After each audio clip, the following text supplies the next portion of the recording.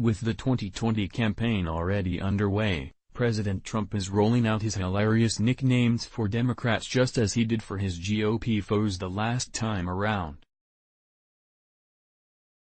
The ability to come up with exactly the right name was one of Trump's most potent weapons, as Lil Marco, Low Energy Jeb and Lyin can attest to, and the POTUS has recently directed his fire at the media's love object, Pete Buttigieg. The mayor of smallish college town South Bend, Indiana, has been catapulted into the upper tier of candidates primarily because he is openly gay and the identity-obsessed press sees him as one of their own. Special offer, free Trump 2020 hat while supplies last. Trump has largely stayed silent on Mayor Pete until this week when at a mega rally in the Florida Panhandle, he mocked the idea that the inexperienced lightweight Buttigieg would be up to the task in taking on top U.S. global adversary China, and suggested that the leaders would eat the youngster alive. Predictably, the media moved quickly to protect Buttigieg, who now has to deal with being on Trump's radar. TrendingPolitics.com, all the top Trump news without the liberal censorship. The new mad is turning 1. This means our brain is now 60% of its adult size, and our next cover features a full year's worth of Alfred's birthday cake. pic.twitter.com/K0GT173GRT, Mad Magazine, at Mad Magazine, April 7, 2019. Then on Friday, the leader of the free world dunked on Mayor Pete, who now his very own nickname, Mad Magazine character Alfred E. Newman.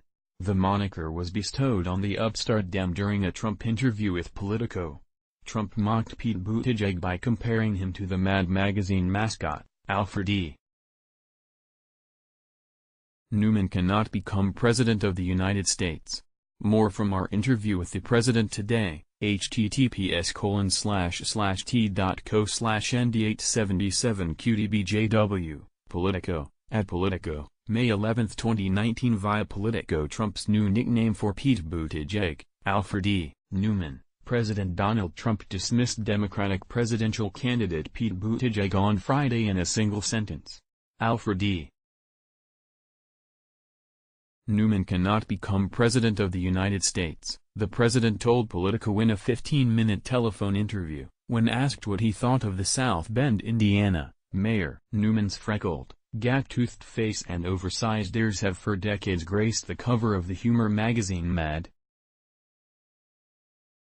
Buttigieg, the first openly gay major presidential candidate, has rocketed up the ranks of Democrats hoping to defeat Trump in 2020 and has basked in glowing press coverage and magazine cover stories in recent weeks. Asked about Trump's putdown by Politico in San Francisco on Friday, the 37-year-old Buttigieg professed ignorance about the comic book character, whose fame peaked more than 20 years ago, while making a veiled reference to the 72-year-old Trump's seniority.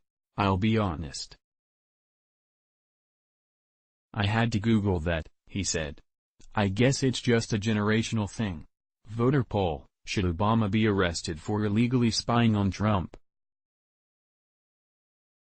Mayor Pete was quick on the draw with his response, but his quip about a generational thing is ageism, as well as yet another perfect example of how the politically correct, social justice avengers on the left are the biggest hypocrites in America today. Trump or Biden?